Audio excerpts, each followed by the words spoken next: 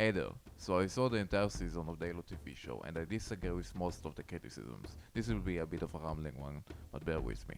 The more I looked, the more confused the discourse around it seems. In this video I will analyze the show and clarify misconceptions that I think are critical to the understanding of the show. So, spoilers ahead for the entire season, I'm Obesed and let's just jump right into it.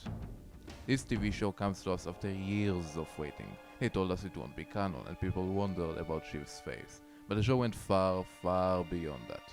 Instead of focusing on the games, the show covered the lore of the books, hardly even touching the surface of the ring. It explores stuff like Halsey's clone, the insurrectionist, the Spartan program, the history of the characters, while developing Chief's character, his relationship with Cortana, and his tension with the UNSC, while showing, albeit in little doses, the threat of the Covenant.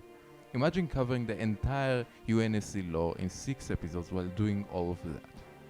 Now, imagine you're also building up a unique take on a character that develops by the furthering of the plot and the explorations of the lore. Now, imagine you're also going through the multiple characters and their varying intentions that causes them to be even more distinct and against each other, showing 2 more factions, all while chasing info vital for a cosmic war. Add to that amazing designs, usually great action scenes, insane pacing to include all of this, cute sci-fi music, and see that even if you dislike the story, it has so much more going on for it than most TV shows out there. Yes, it has its flaws, and I will get to them, but first I think something has been missing from the discourse that would make a lot of the discussion about the show make a lot more sense and be less confusing.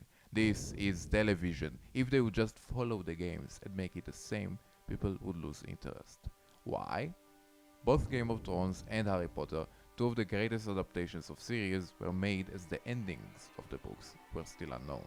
Yes, the Deathly Hallows released after the series has ended, but by that point it had already had its own audience that didn't care as much about the books, and the book fans who wanted to see it through. And we all saw what other people thought of Game of Thrones ending. While I would love an honest adaptation of the trilogy, not only the fact it's not like I will lessen the impact of actions on the screen, but the show would also have significantly less mystery and thrill, thus losing hype and relevance. But how do you make a show worthwhile when it is expected to have such a huge scale and not focusing on the games? Focusing on the middle point, get people interested in the deep lore, and build up from there to the time of the games. But how does the show stay gripping? In the original Halos, as the lore was made as the backstory of the game, it was a stepping stone from which the characters we loved were forged. The canon Spartans were told by Halsey the truth about themselves, which is better, but I'll get to that in a minute. But if they already accept it, wouldn't a story about them before the war be fated to be an inferior version of the problem we just discussed? I.e., we already know how it ends. So instead, it changes. By making Spartans unaware of the program, the show has a mystery it carefully unraveled piece by piece each episode until episode 6. By making Chief remove his helmet in the first episode they have shown, this is different. Now, let's talk about it. However, there is a problem. There is a lot of background lore in Halo. To show it all and build it up, it would need an insane pacing, like the ones of the games.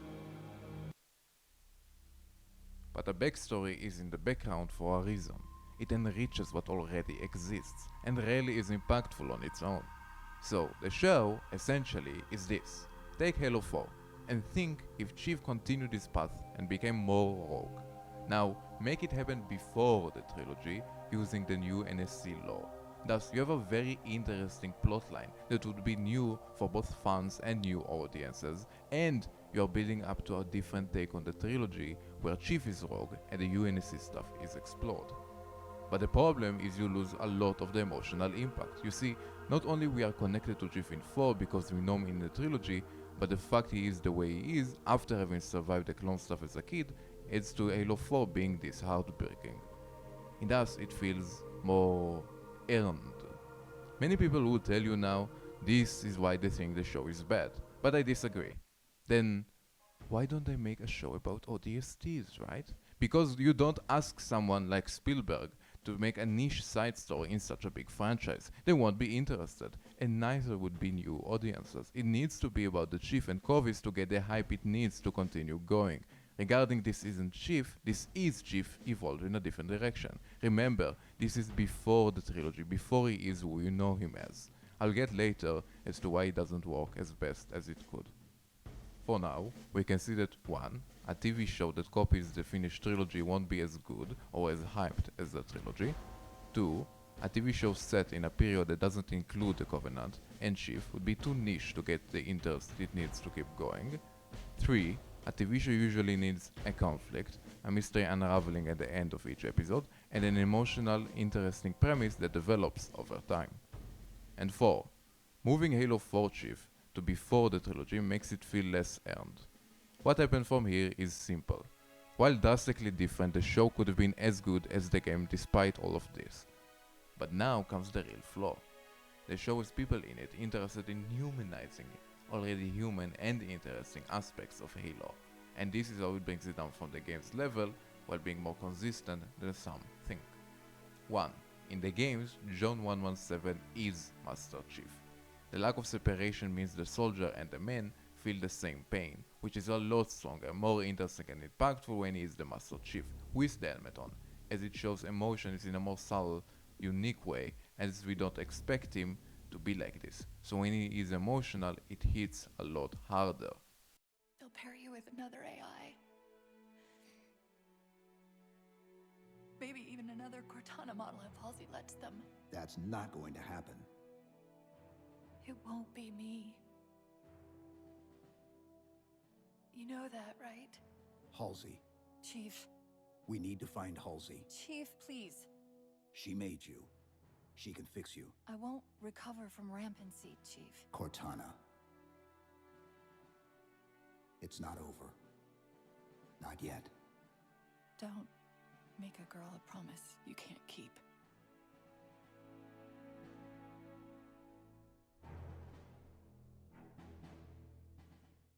In contrast, this show views the Spartans as blocks that suddenly have regular people behind them, separating John and Chief to an alter ego state akin to Bruce Banner and the Hulk. While the alter ego bit is interesting, its execution is flawed, as John's rush development being the result of the pacing, which is necessary and is very logical, becomes reasonably confusing for many and less impactful in episode 8. Also noteworthy is the fact that John is much more present than Chief, and as a regular human, disconnects many, but not me, from the character, further illustrating the point. Next we have 2, Quan and Makee. While Quan's inclusion in today's TV is expected, I don't think Makee is there due to these trends as much as the TV series desiring to make the Covenant humanized. The characters exist to show the insurrectionists and Covenant, but are not good at that. While Quan is cliché and is part of what damages the human side of the story, Makee's insertion into the plot is part of what damages the aliens and is much more detrimental, as by speaking of and for them, she negates the audience the chance to listen to them as the smart, unique and complex faction and sub-faction of aliens they are.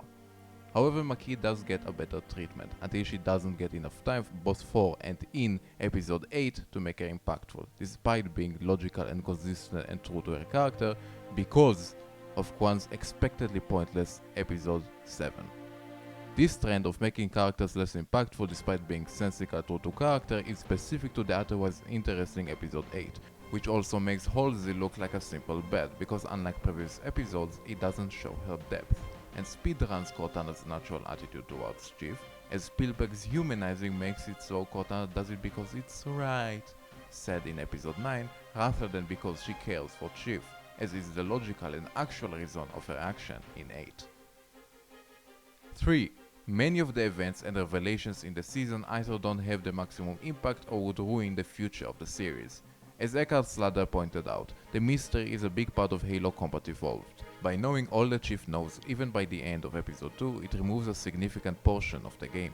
When Makee speaks of the Great John in Cortana or John Rebel, it doesn't hit half as hard as it did in the games because of show don't tell, lack of context and build-up, and severe humanizing to make the next seasons a lot less interesting than their game equivalents, as there would be simply much less being introduced.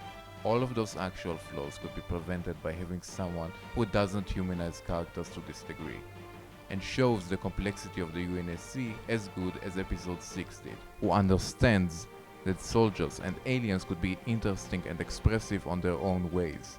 someone that specializes in the very sci-fi that influenced Halo, Ridley Scott. Imagine a Halo show where the Halo 4 chief, like here, learns about the Spartan program, but instead of immediately rebelling, we see Chief fight the insurrectionists, who have much more nuanced characters than Quan. This chief only takes his armor off for that one time in episode 3, where instead of removing an emotional pellet, he sees the Covenant coming to reach and wants to remember it and experience it alone. This chief also attempts to punch Halsey, but instead of falling for Maquis, he falls for Cortana and defends her and Silver Team for both Covies and UNSC.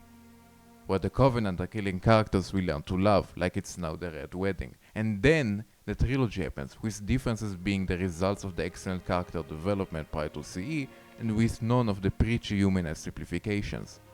But even with all the harm this influence has done to the series, it is still a flawed masterpiece filled with amazing concepts, design, aesthetics, pacing, and thrilling narrative far beyond the aspirations of the likes of Mandalorian. And this is why I love the Halo TV show.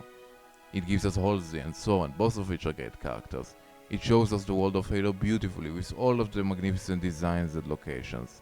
It gives us a refreshing take on Miranda. It gives justice to all those lore events we've been wanting to see for years now. The story is extremely layered and engaging, avoids forgettable adventures like those of Mandalorian, covers the entire UNSC lore, efficiently shows where all the existing characters stand, the Covenant threat and John's struggle in the very start, and then uses that very lore and foundation to build a complex, true-to-character and eventful plot where the characters reach their fantastically executed climax at episode 6, just as all the UNSC lore is beautifully fleshed out, with the only major dull and unimpactful moments being in episodes 7 and 8 respectively, as each small moment before is used to show something new, just like the games. This is a fascinating story post Halo 4, and remember, this is TV, and this is why the Halo TV show is great. Thanks for watching and sticking this long. Let me know what you think down in the comments below, and until next time, this has been Opposite, signing off.